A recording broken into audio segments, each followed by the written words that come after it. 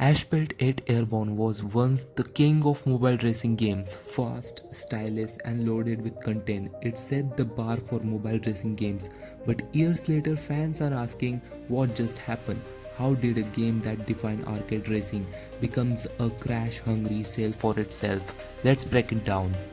When Asphalt 8 launched in 2013, it was revolutionary. Console quality graphics, satisfying drifting machine, and a massive garage of real-world cars.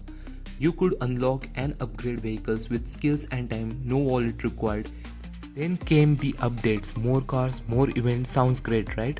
But along with them came microtransactions, timers, tokens, ad watching bonuses, and exclusive vehicles locked behind paywalls. Asphalt 8 started feeling less like a racing game and more like a monetization engine. The biggest issue pay to win mechanics competitive multiplayer was no longer about skill. It was about who had the fastest and most upgraded cars. And guess what? Those were locked behind real money or weeks of grinding. Free to play players were left in the dust. Gameloft eventually pushed a major overhaul, upgrading the graphics and UI. On papers, it looks like a step forward, but the slick new visuals came with even more monetization, cluttered interfaces, and removed features players that love the most. The soul of the game feel lost. Many longtime fans either moving to other games or simply quitting. Asphalt it still exists, but it's not the game we fell in love with. It's been tuned, reskinned and monetized to death. Asphalt 8 did not need fixing, it needed respect. Respect for its players, its balance and its legacy. Instead we got ads, packs and pay to win mechanics. It's a reminder, even the biggest game can fall when profits come before players. Asphalt 8 was a masterpiece. The controls felt smooth, the visuals were stunning for mobile, and the soundtrack that was incredible.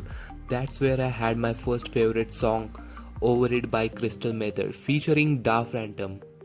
That song stuck with me. It wasn't just a background noise, it made the experience. I love it so much. I looked up the artist, and that's how I discovered Da Phantom. Since then, I have become a huge fan of her music. It's crazy how a racing game introduced me to one of my favorite singers. This game wasn't just about racing, it had an amazing soundtrack. My first favorite song was Over It by Crystal Method featuring Da Phantom. That song hit differently.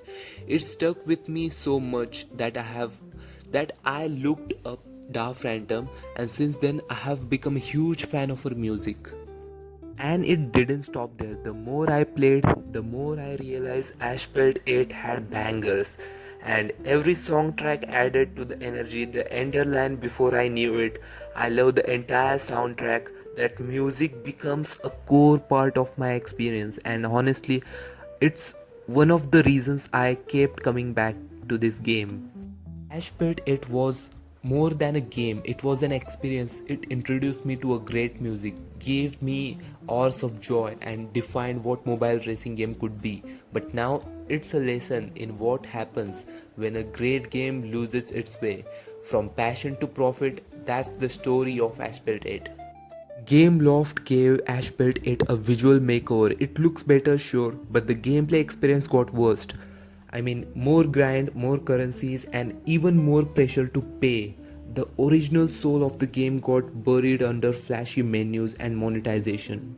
Multiplayer was the final nail in the coffin. It does not matter how good you were. If you don't have the latest upgraded car, you were done. Pay to win took over the game and skills got sidelined. But as Asphalt it evolved, something changed.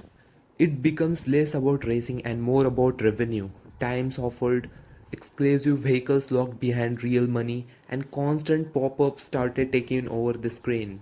Did Asphalt 8 mean something to you too? What was your favorite moment or favorite song? Drop it in the comments. And if you like this deep dive, hit like, subscribe, and join me for more stories from this game we grew up with.